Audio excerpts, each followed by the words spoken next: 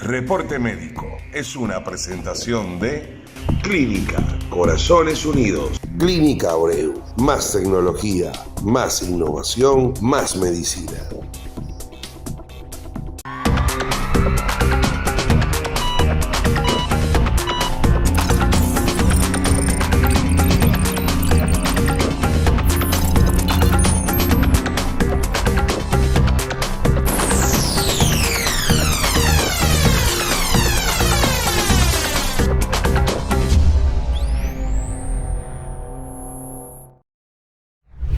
Bienvenidos sean todos a un nuevo episodio de Reporte Médico. Recuerden activar la campanita, seguirnos a través de www.reportemedico.com.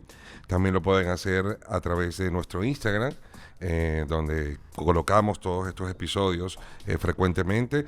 Hoy tenemos la presencia de un doctor muy especial para nosotros, parte de nuestra comunidad médica, es un doctor internacional. Estamos hablando del doctor Gonzalo Moros, cirujano bariátrico, y para mí es un placer tenerte aquí, Gonzalo, porque nos acompañas desde hace tiempo en Reporte Médico con tus oportunas artículos.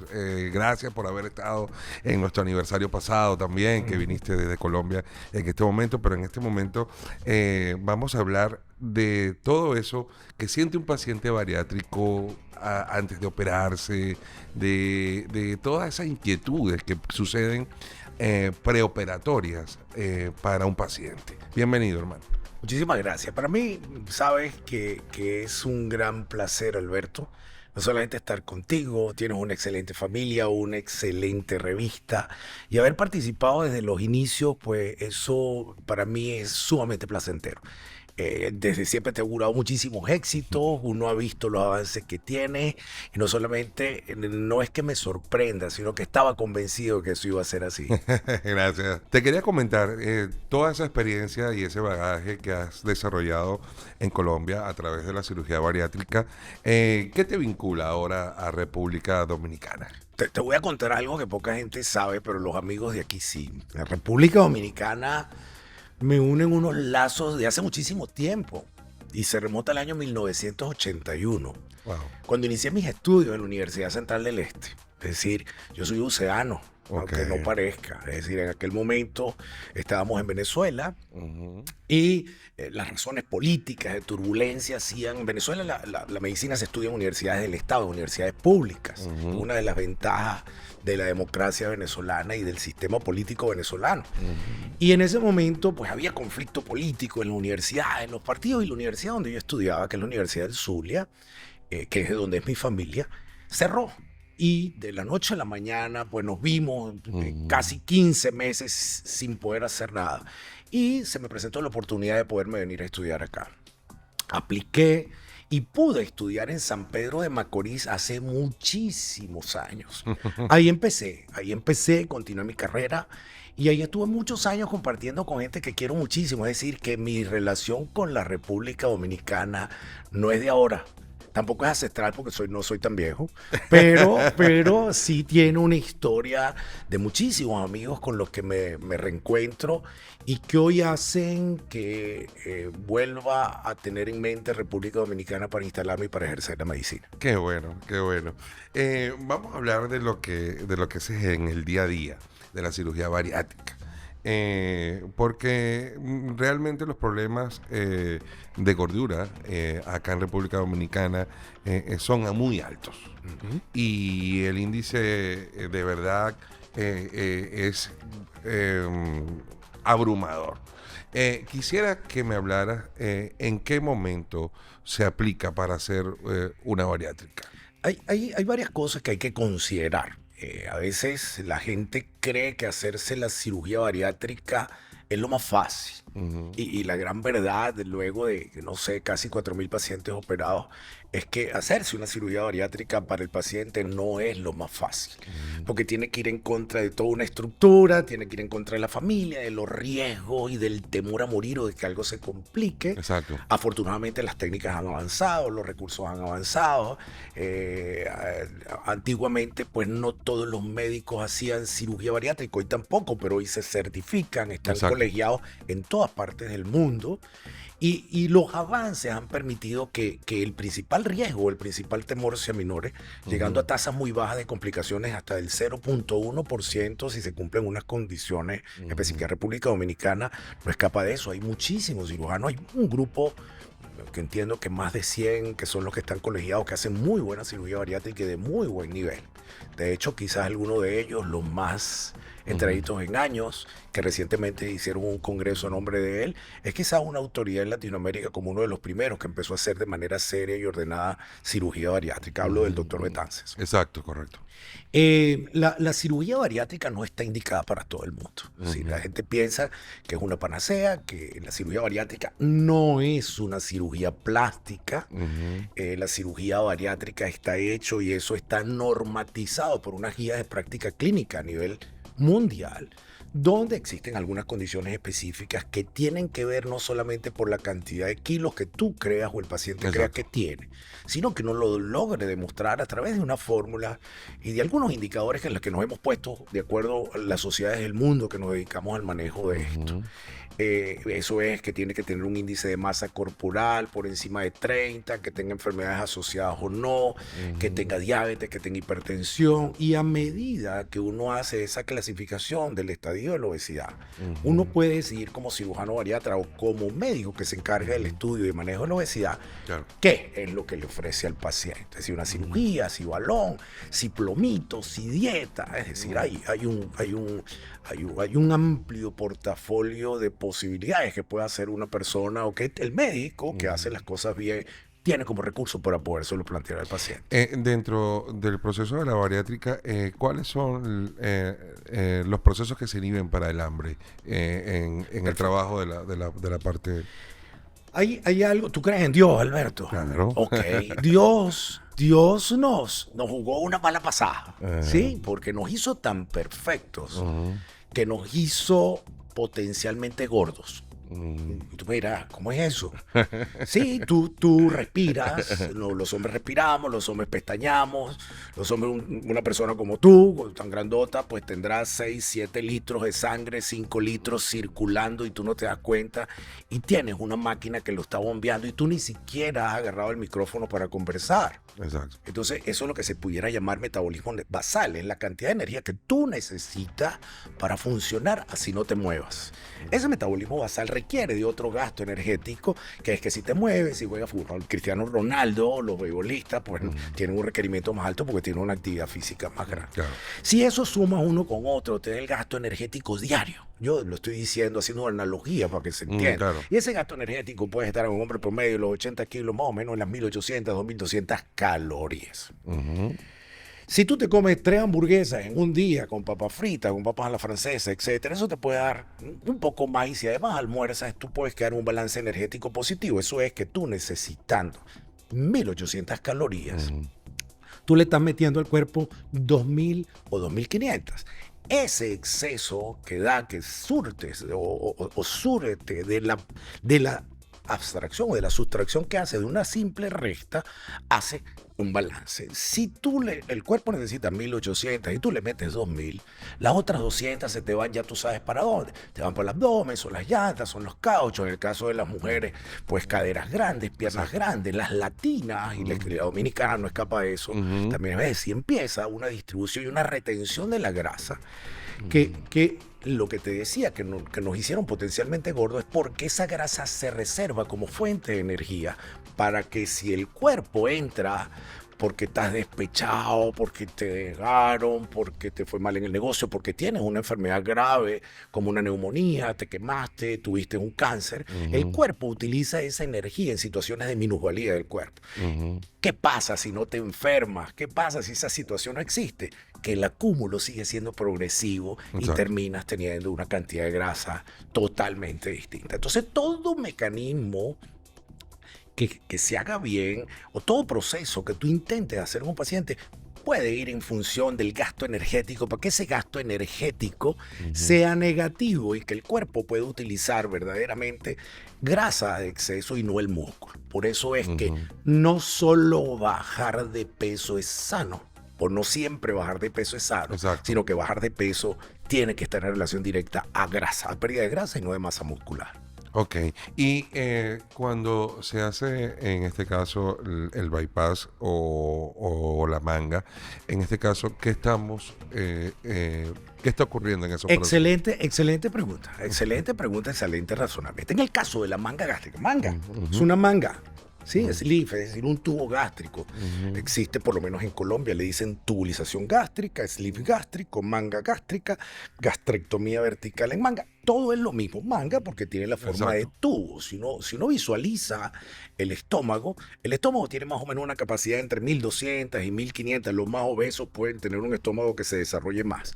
En el caso de la manga gástrica, que es la que está, es el procedimiento quirúrgico más difundido en este momento en el mundo, el que más se hace, significa que tú quitas el 80% o hasta el 80% del estómago de manera vertical, quedando un tubo. ¿Eso qué hace?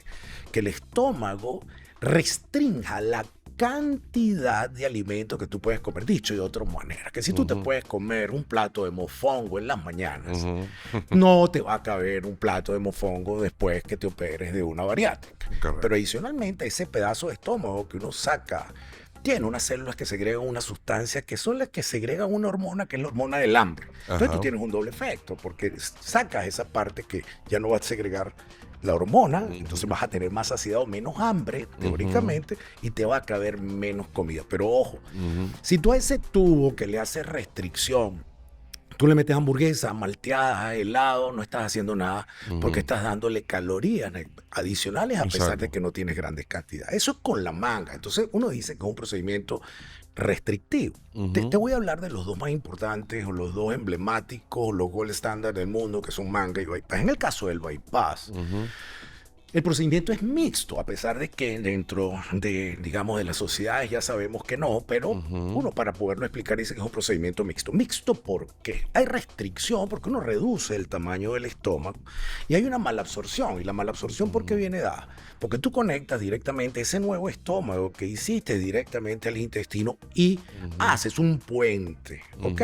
Haz de cuenta que este espacio donde estamos, tu estudio, tenga 4 metros cuadrados y se nos derrame de agua y le digamos a Mariana es que se llama tu esposa, Sí, linda por cierto, mi respeto para ella, y que tenga todo esto lleno de agua y venga otro invitado tuyo y tú tengas que secarlo y te diga, el de utilería tienes 1 metro cuadrado de un trapo con que secarlo y tienes 4x4, ¿cuál te lo seca más rápido? El de 4x4. Claro. Significa que a mayor superficie de absorción o mayor superficie que tengas de intestino, mayor absorción tiene. Entonces, al tú derivar y sacar de circulación 1 metro de intestino, tú vas a tener mala absorción y también vas a tener restricción. Es un efecto que además tiene un efecto, además predominantemente metabólico, para conocimiento de algunos.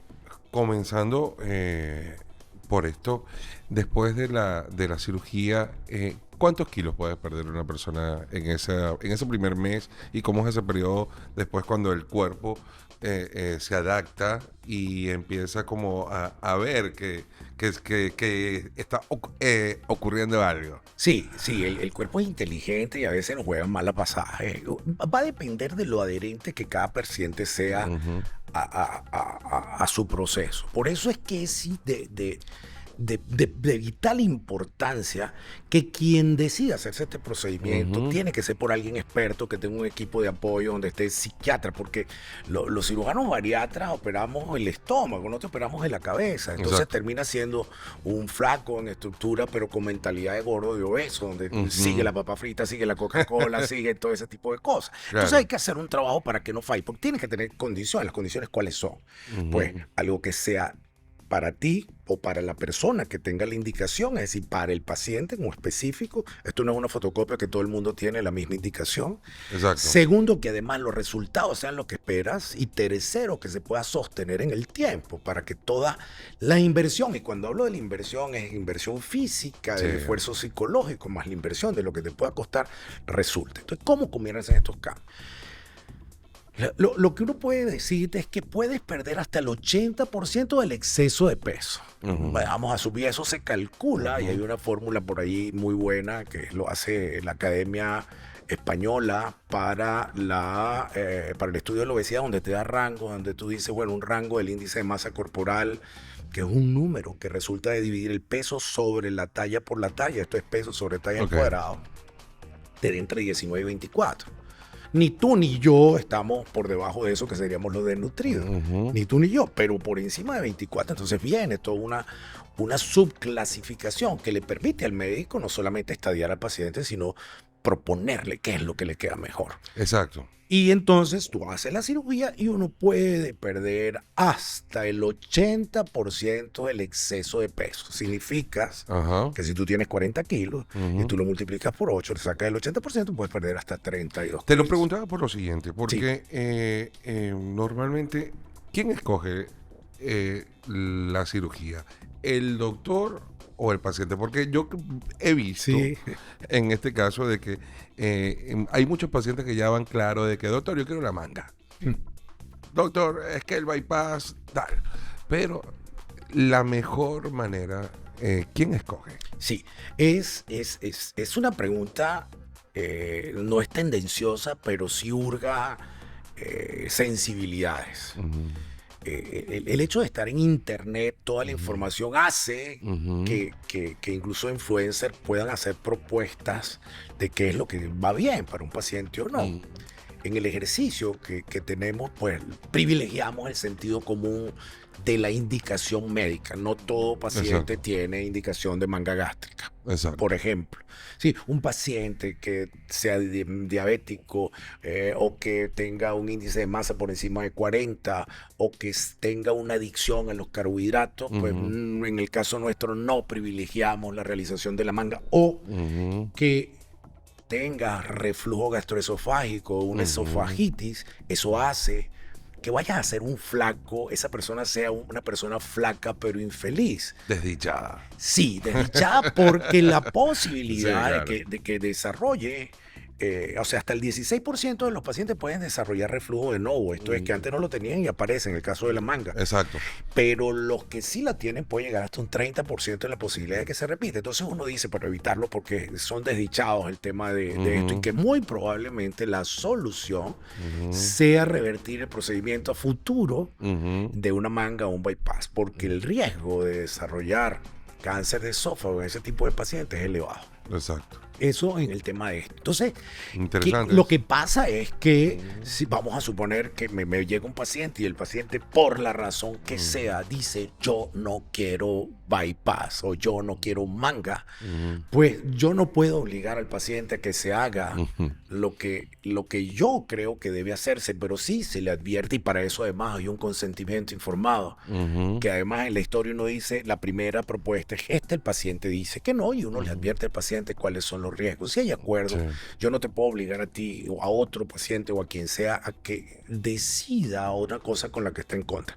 Tratamos, y yo te confieso que yo soy de esos defensores, de convencer al paciente y llevarlo a este terreno con un razonamiento que es básicamente de salud. Exacto. Dentro del punto de vista multidisciplinario que te maneja al hacer la bariátrica, la opinión de algún otro doctor que te diga, Gonzalo, no podemos ir con la manga a este paciente. No, ¿cómo funciona en el caso de mis pacientes? Funciona con un protocolo, y el protocolo implica y te lo voy a explicar brevemente. Tú te haces unos exámenes de sangre, una analítica, y esa analítica es, por supuesto, después de la consulta. A veces como está tan popular el tema de redes, la gente de una vez pide presupuesto, cotización, venga, tú no puedes cotizar ni hacerle un presupuesto a nadie porque sin conocerlo. Eso es como que tú tienes una nevera mala en la casa. Tú no llamas al mecánico, al carro, y tú le dices, dame el presupuesto, tráeme el carro para revisarlo. Entonces, los pacientes a veces prefieren, pero dígame cuánto, pero si no te conozco, cada paciente tiene una indicación, y desafortunadamente o afortunadamente, pues la gente responsable dice, tienes que venir para yo. Hay un rango, bueno, el rango es de 0 a no sé, a lo que quiera, ¿sí? O sea, no hay manera, pero sí. El caso nuestro, el paciente tiene que ser visto por el especialista en medicina interna o endocrinólogo. Y eso es lo que está propuesto por las distintas guías. Tiene que ser visto por el psiquiatra o psicólogo. Yo privilegio, en mi caso particular, que sea el psiquiatra. Si el psiquiatra me dice a mí no está preparado porque tiene adicción, porque tiene depresión, porque tiene ansiedad y necesita tratamiento, lo detengo. Exacto. O sea, si alguien tiene una autoridad dentro de mi equipo para detenerlo, es el psiquiatra. Por supuesto. Porque hay una relación íntima entre la carga afectiva de cada paciente y el resultado positivo o negativo de la cirugía bariátrica. Es decir, yo no discuto con mi psiquiatra cuando dice no va. Y no va no significa que no vaya después. He tenido casos que el paciente no se ha operado con nosotros, se ha operado con otro porque no le hemos dado la autorización diciéndole espérate 6 semanas, que normalmente es lo que espere, y nos ha regresado al año siguiente o desnutrido con alguna otra enfermedad para ser tratada por nosotros. Wow. Entonces es hacer las cosas bien. Uno no lo sopla, Alberto, es decir, uno va ganando peso poco a poco. Y la pandemia nos enseñó eso, porque en la pandemia la obesidad en el mundo, no en Dominicana, en Colombia, en Venezuela, en todos lados, ascendió como una pandemia más severa inclusive que el COVID, porque mata muchísimo más gente que el COVID y que es una enfermedad crónica. En el caso del internista o el endocrinólogo, si hay una disfunción de la tiroides o si hay una disfunción endocrina que deba ser controlado, se tranca. Si es el neumólogo que dice que no porque hay que hacer espirometría, pues se detiene. Es decir, esto es un grupo con una checklist, y esa checklist tiene que tener el visto bueno o la vírgula de aprobado de todos. Y todos coincidiendo, digamos, el menos joven, para no decirte el más entradito en años de mi grupo soy yo, pero tengo un equipo donde trabaja muchísima gente que es joven, pero que está entrenada en este concepto, ¿sí? Cuando fui profesor de la Universidad Javeriana y cuando fui profesor de La Sabana, se hizo un grupo importantísimo que más bien me jalan a mí la oreja y me dicen, este no va. Y eso es cosa que uno agradece, porque eso garantiza resultados óptimos y no subóptimos. Exacto.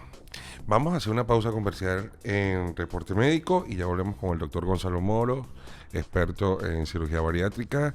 Y bueno, ya volvemos. Pensando en los nuevos desafíos de la medicina y en el mejor cuidado de nuestros pacientes, en Clínica Abreu dimos un revolucionario salto tecnológico al incorporar la mayor plataforma del país de equipos nuevos y de última generación para el diagnóstico, seguimiento evolutivo y tratamiento radiante para enfermedades oncológicas. Herramientas que permiten que nuestro excelente equipo profesional aplique las más novedosas y actualizadas soluciones que alcanzarán las nuevas victorias en la lucha contra el cáncer. Vence el cáncer. Clínica Abreu. Bueno, ya estamos de vuelta en Reporte Médico y nos acompaña el doctor Gonzalo Moro, un doctor bastante especial para nosotros acá en nuestra comunidad. Doc, vamos a hablar un poco y vamos a poner en contexto. La gente habla de que hay veces o vemos pacientes que han tenido una reaparición del peso nuevamente excesiva, pero hay otros que se mantienen, y entonces quisiera que me hablaras de eso. Sí, es quizás la gente cuando habla de reganancia de peso, Alberto, no habla de una complicación. Y los médicos bariatras o los cirujanos bariatras sí consideramos la reganancia de peso como una complicación, porque fue el origen de todo. Pero uno entiende que hasta el 30% de los pacientes en algunas series, son muchos libros o muchas publicaciones que tienen rango, pero uno puede decir que hasta el 30% de los pacientes, para algunos, pueden reganar peso, y que esta reganancia de peso puede empezar al 3.er o 5.er año después de operado. Y esto tiene que ver con varias cosas. La primera, que puede existir una alteración anatómica en el caso de la manga, por ejemplo. A ver, yo te voy a comentar algo. Desde pequeños a nosotros nos dijeron, nos servían el plato de comida y el plato de comida era grande. Y nos decían, si usted se para de allí sin comer, le doy. Y teníamos que comer como sin hambre y terminar el plato. Exacto. Porque Dios castigaba eso, porque había mucha gente pobre, porque había que agradecer lo del pan, etc. Por miles de argumentos que no voy a discutir ahora. Para eso hizo que uno tenga metido aquí el chip en la cabeza de que el plato de la comida uno se lo tiene que comer completo, así no le quepa. Una de las principales recomendaciones que hay después de la cirugía es no pelees con el plato. No pelees con el plato. Si te llenaste ya, es suficiente. Mastica despacio. Yo te invito a que vayas a un restaurante y mires en tu entorno a alguien que tenga exceso de peso y a alguien flaco. ¿Sí? Bueno, tú tienes con quién comparar a la gente flaca. ¿Sí? Un amigo decía, no hay nada más fastidioso que tener una novia flaca porque se tardan muchísimo comiendo. Y eso tiene que ver que comer despacio produce sensación de plenitud y saciedad muchísimo más rápido que comer. Porque comer rápido no permite que tu estómago se llene y mande la señal aquí de que estés lleno. Sino que cuando ya te llega aquí es porque estás aquí. Sí, y eso, el atracón. El atracón. Exacto. Atracón en medicina es otra cosa. Es la cantidad de gente que come muchísimas cosas. Existe la alteración anatómica que puede estar y eso hace que ese tubo gástrico en la manga se pueda empezar a recibir más cantidad de comida porque se empieza a dilatar. O sea, sí se empieza a dilatar. No agarra el estómago, digamos, los volúmenes o el volumen que tenía antes, pero empieza a percibir más. Pero lo que notó en el caso del bypass, por ejemplo, es que pueda existir una comunicación anómala, por ejemplo, entre el estómago que uno deja abandonado dentro del estómago y el nuevo. Entonces, eso hace que se fistulice y evidentemente el alimento pasa hacia el otro lado y la sensación de saciedad no existe. Sí, de hecho tengo una sobrina que lo operamos y hay que reintervenirla porque tú tienes una fístula que es lo que se llama gastroparesis. Pero esos son los menos casos. Se asocia un gran porcentaje de fracaso, de reganancia de peso, es por abandono de los hábitos. Es por abandono de los hábitos.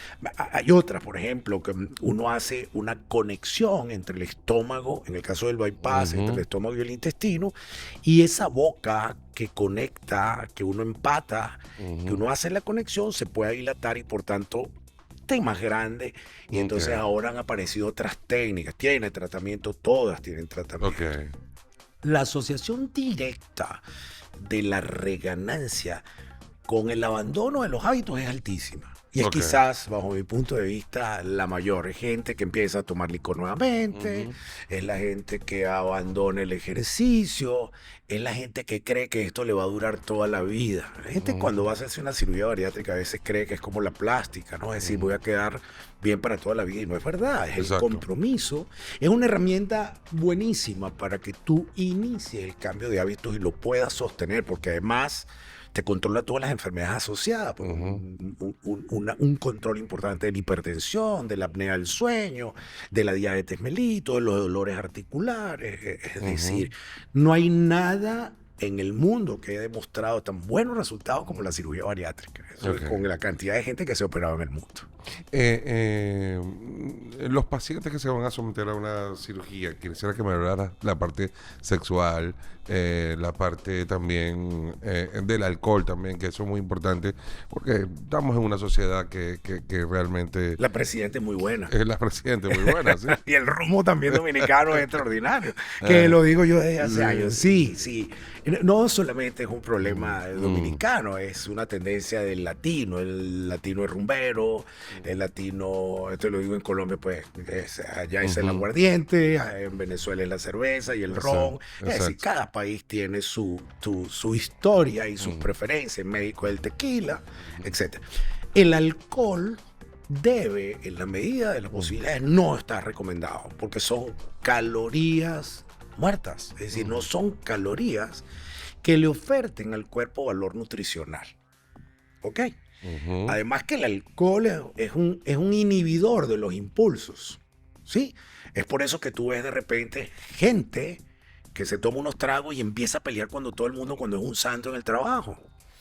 O ves a aquella persona que de repente se montó en una mesa y se empezó a desvestir. Eso es porque está desinhibida totalmente. Entonces, al uno estar desinhibido y está operado, pues uno dice, voy a comerme un pasaboca, me voy a comer un pasapalo, como decimos en Venezuela. Y se empieza a olvidar y empieza a ser complaciente con comida que sabe que no le rinde valor. Eso, además del efecto deleterio que tiene, eso además que la cirugía bariátrica, hay problemas de absorción directamente asociados con el alcohol y en realidad no lo privilegiamos. Recientemente hizo una publicación en Instagram donde uno de mis pacientes, que pesaba casi 200 kilos, decía que yo lo había autorizado a tomar después de... Sí, bueno, yo también me tomo mi whisky de vez en cuando, pero una cosa es que tú que te tomes 1, 2 tragos para celebrar, a que te tomes hasta el agua de los floreros en una fiesta. O sea, el doctor Moro no recomienda eso. Exacto. Y en el caso de esto, pues, evitar los cócteles y privilegiar el uso de bebidas puras. Cuando uno dice bebidas puras, pues whisky, vodka, tequila. ¿Okay? Por supuesto, con medida. En relación al sexo. Imposible que yo le impida a una persona operada no tener sexo cuando la primera de las cosas que sucede es que recuperan la vitalidad. Es decir, aquello es impresionante. Los hombres son una vaina, porque entonces nos preguntan, ¿y cómo está la sexualidad de cada día? Los hombres dicen, yo, doctor. Solo hasta 6 meses después que lo veo en la consulta, que le pregunto, me dice, no, doctor, yo pensaba que estaba bien. Entonces, eso está asociado directamente a un mayor rendimiento. Pesas menos, la movilidad está mejor, las hormonas se regulan, te ves en el espejo, te ves bonito, la mujer te ve mejor, más atractivo, hay regulación hormonal, hay mejor irrigación de los órganos blancos, eso incluye los genitales, entonces hay potenciación de todo lo que hay que hacer. ¿Qué es lo que recomendamos? 10, 15 días de posterior a la cirugía de evitarlo. Y luego de eso, pues sí, mantener posiciones activas para tratar de no lastimarse. Porque el miedo es libre. ¿Okay? Pero, digamos, limitaciones no. Recomendamos a las mujeres. De hecho, la obesidad es una causa de la infertilidad secundaria. Exacto. Entonces, en el caso de las mujeres, la fertilidad mejora. Entonces, lo que recomendamos es no embarazarse hasta el mes 14, por lo menos algunos lo llevan hasta 2 años. ¿Por qué? Porque es lo recomendable, no porque vaya a haber nada, porque el niño, si eso llegara a suceder, y tengo pacientes que no aguantaron y a los 3 meses me salieron embarazadas.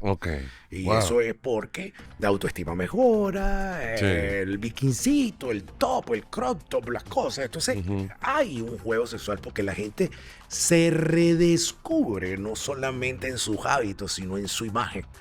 Gente que tenía dentro de un cuerpo que no era de ella, su verdadero ser, que al verlo se lo redescubre y qué bueno y bienvenido que sea así. Mira, y en sociedades como ponte, la colombiana y la del Caribe, las drogas hacen siempre están presentes. Un paciente que tenga adicciones, sí. ¿Cómo se trata ante una bariátrica? Sí, adicciones depende del tipo de adicción que tienes. Si son adicciones a medicamentos, si son a drogas farmacéuticas, si son adicciones a la cocaína. Sí, vamos a hablar de eso. Si son adicciones a la marihuana.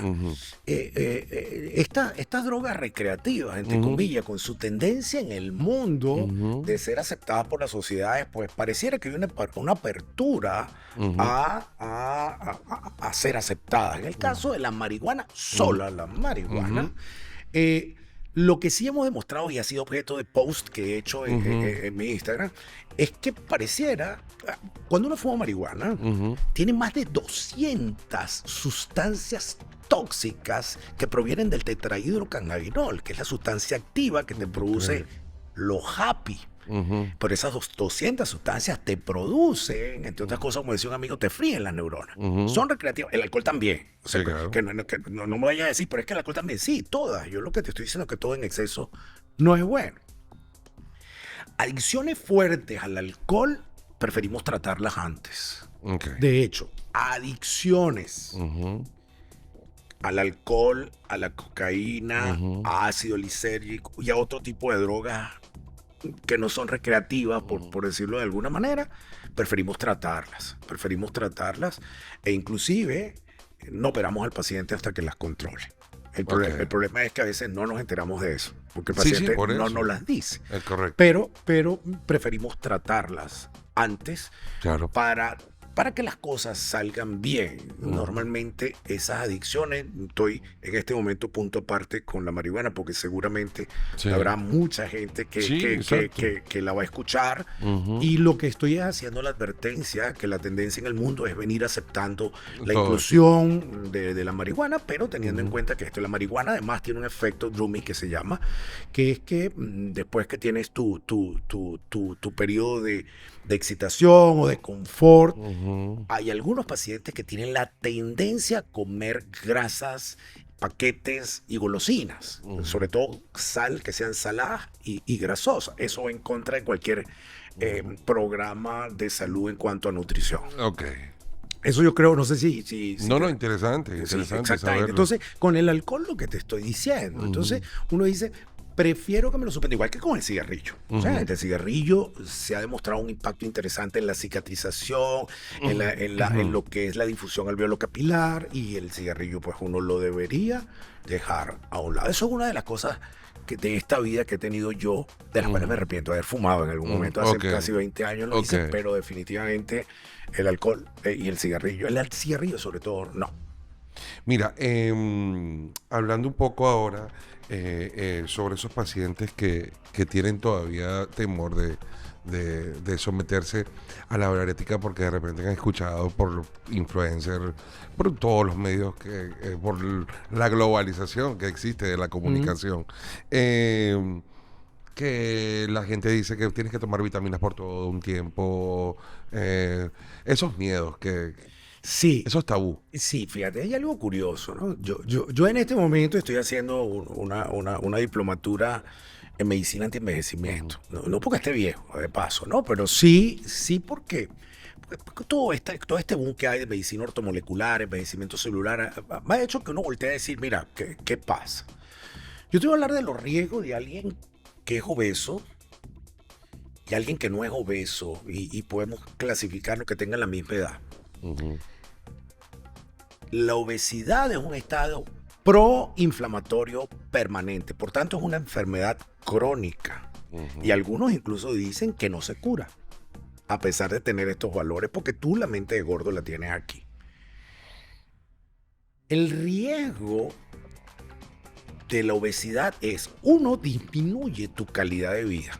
Eso es como si tu cuerpo debe pesar 80 kilos y estás pesando 140, tienes 60 kilos que tu estructura corporal, tu armazón está soportando de más. Entonces, sufren los cartílagos, entonces te duele la rodilla, te duelen los tobillos, te vas a amarrar los zapatos, no puedes.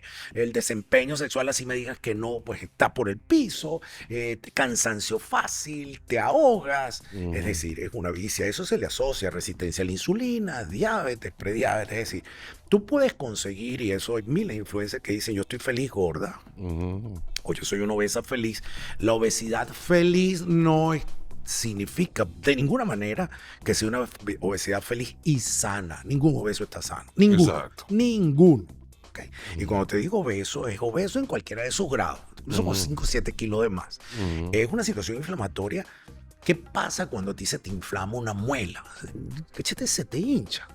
Sí, eso es porque ahí viaja toda una cantidad de sustancias que hacen que reaccione, y entre otras cosas hay líquido. Entonces en la mañana es cuando tú te sientes las manos que están edematizadas, los tobillos hinchados, te miras en el espejo y dices, estoy reteniendo líquido porque parece un sapo. Eso es consecuencia directa de la obesidad. Eso es la grasa visceral. Claro, eso es la grasa visceral. Entonces, si uno tiene un paciente que tenga un peso determinado, una estatura determinada en relación a otro que sea obeso, el que es obeso tiene 30% de posibilidades de menor expectativa de vida. ¿Eso qué es? Es la cantidad de años que vive alguien en un espacio determinado, en un país determinado, en una localidad. Más o menos son los 72, 75 años. Hemos ido aumentándole. Significa que 30% menos son casi 21 años menos, en el caso de que tenga 70, 7 por 3, 21. Eso es mucho. Si es que llegas a los 49 años, además sano o desarrollando diabetes, desarrollando incluso ahora algo que es el hígado graso, que está terminando en cirrosis hepática no alcohólica. Entonces, imagínate tú todo el efecto colateral que tiene. Amén del riesgo de sufrir un infarto o de sufrir una enfermedad neuronal. Entonces, ¿cuál es el riesgo que tienes de que algo pase en una cirugía bariátrica? ¿Tú sabes cuánto, Alberto? Dame un número. No sé, pudiera ser un 30%. 0,1%. Si se cumplen 4 cosas. 4. 1. Que te operes en un centro, no en un garaje, sino en un centro de salud que tenga todo. ¿Ok? Donde tengas una cámara quad de alta definición, una torre, porque son cirugías laparoscópicas, que haya intensivos, que haya un equipo que te haya apoyado, que haya sangre, es decir, que tú tengas todos los juguetes para que salga bien. Pero que el cirujano esté cómodo de que algo pase. En mi caso, no opero en clínicas de garaje, opero en clínicas que tengan todo esto. Esa es la primera. Segundo, escoger al paciente que tenga la indicación. O sea, pareciera que hay una tendencia en no ser tan claros en esto y se está operando gente que no tiene indicación. La indicación es precisa por las guías mundiales y los procedimientos también. Entonces es alguien que tiene que tener indicación de cirugía bariátrica. 3. Que te opere un experto y que su equipo sea de expertos. Todo en la sociedad ahora es un número.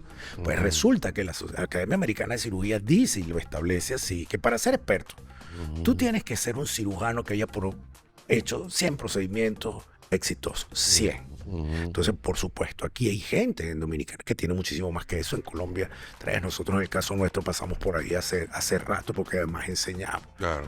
Y 1/4 es que se le haga al paciente el procedimiento que tiene indicado. O sea, no a todo el mundo manga, no a todo el mundo bypass. Exacto. Sí, entonces, ¿y eso cómo se logra? Haciendo un protocolo de estudio, que fue el que ya te comenté: exámenes de sangre, endoscopia digestiva, ecografía y la evaluación multidisciplinaria. Hablando un poco, tú que has sido profesor en universidades y todo esto, a propósito de la gente que quisiera hacer una especialización en bariátrica, que esto es ya para la parte médica, esos médicos que están allí que quieren hacer el fellow. Sí, cuando empezamos con esto, hace muchos años, igual que la cirugía laparoscópica, te estoy hablando hace más de 30 años que estamos en esto, o sea, eso es un recorrido largo. No existían centros especializados que generaran títulos, o sea, que generaran cursos conducentes a títulos académicos. No existía. Eso es de reciente aparición. ¿Ok? República Dominicana tiene uno. Es decir, puede decir que fue uno de los primeros que tuvo un curso de especialización o un fellow, que es lo que se llama, que lo tiene CEDIMAN. Es un curso donde entran 2 fellows, 3 fellows, 4 fellows anuales, están un tiempo, cumplen unos requisitos, etc. México también tiene, y el mundo realmente ha tenido. ¿Qué hicimos los que no teníamos eso? Hacíamos lo que se llamaban cursos hands-on. Esos cursos significaba irnos a hacer fellow con gente que estuviera haciendo esto en ese momento. Okay. ¿Sí? Y rotábamos con ellos en la Cleveland Clinic. Yo pasé mi formación en el Instituto Garrido y en el Hospital Las Clínicas de Sao Paulo. Luego me certifiqué en Argentina, en 3 sitios distintos me certifiqué. Y luego fui director del programa de cirugía bariátrica del Hospital Universitario San Ignacio de la Pontificia Universidad Javeriana. Eso es, ahí teníamos un programa robusto, un hospital de 4º nivel, donde operábamos lo que no se operaba en otros sitios. En el caso de los de hoy, en este momento, y bajo la figura de un personaje latinoamericano, colombiano de origen y que vive en los Estados Unidos, que es Nathan Sundel, se está haciendo un fellow donde en este momento además hay varios dominicanos que están distribuidos en México. Tiene la ventaja que es un año, se hace en México y la idea es que se está tratando de colonizar para llevar esta experiencia a otros países de Latinoamérica con unos requisitos distintos. Ventajas de ese diplomado, de esa pasantía, de ese fellow, perdón, es que está avalado por IPSOLAC. IPSOLAC es la Federación Internacional para la Cirugía Bariátrica de Latinoamérica, que además forma parte de la IRSO, que es el órgano rector de todos los cirujanos bariátricos del mundo. ¿Qué es? ¿Cómo funciona?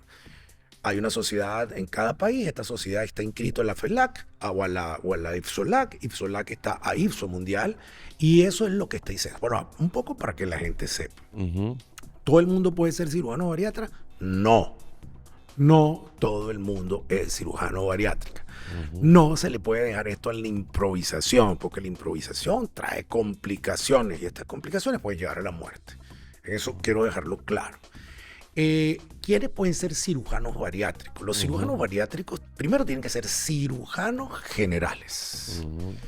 Luego de cirujanos generales, la recomendación a título personal, y eso fue lo que hice, te cuento que tengo un hijo que está haciendo 2º año del posgrado y la idea es que se entrene 1 año en cirugía laparoscópica avanzada, que eso fue lo que hicimos en Argentina, y luego de eso haga cirugía bariátrica con algunos de estos fellows que hay. México lo tiene, Venezuela también tiene la figura de varios de los cirujanos fundadores, pioneros de la cirugía bariátrica también. Colombia no lo tiene formal. Dominicana sí lo tiene, además reconocido por la sociedad. Y hay varios en Latinoamérica donde la gente se puede entrenar. Costa Rica, creo que anda en eso. Hay varios. Posgrado y maestrías como tal, creo que 2 países nada más, y que se lo reservan lógicamente a sus nativos. Sí, por supuesto. Pero sí tiene que haber, y hay unos números determinados en que cada cirujano bariátrico, que te lo acabo de decir, son 100 procedimientos para considerarte experto, pero antes de eso tienes que haber estado acompañado entre 50 y 100 por un cirujano experto sin que tú lo puedas hacer. Creo que esa también es una regulación que hay aquí en Dominicana para los cirujanos nuevos que quieran acceder a eso. Entonces luego están los tutoriales de que como que tú agarres un niño, alguien jovencito, un cirujano nuevo, y tú sencillamente lo entrenes por un tiempo determinado, lo pruebas y se somete simplemente a la consideración. Gonzalo, para nosotros fue un placer haberte tenido acá en Reporte Médico. Quisiera dieras unas palabras finales para Reporte Médico. Cuando uno tiene amigos, el éxito de los amigos se convierte en propio. Así siento tu éxito. Creo que eres un comunicador excelente. Además que tienes una familia preciosa. Que sigan los éxitos. Gracias. ¿Vale? Que sigan los éxitos. Bueno, la gente que quiere contactar contigo. Vamos. Sí, hay Instagram. En Instagram es Doc Moros, es D de dedo, O de oso, C de casa, DOC Moros. Ese es mi Instagram directo, por ahí me pueden llamar por directo. La página web es drmoros.com. Y pronto te voy a dar el teléfono dominicano para darlo a conocer. Sí. Dios mediante. Bueno, gracias a todos por haber compartido con nosotros este episodio y por haber llegado hasta este momento. Recuerden que Reporte Médico es una dosis de información saludable. Reporte Médico es una presentación de Clínica Corazones Unidos. Clínica Abreu. Más tecnología, más innovación, más medicina.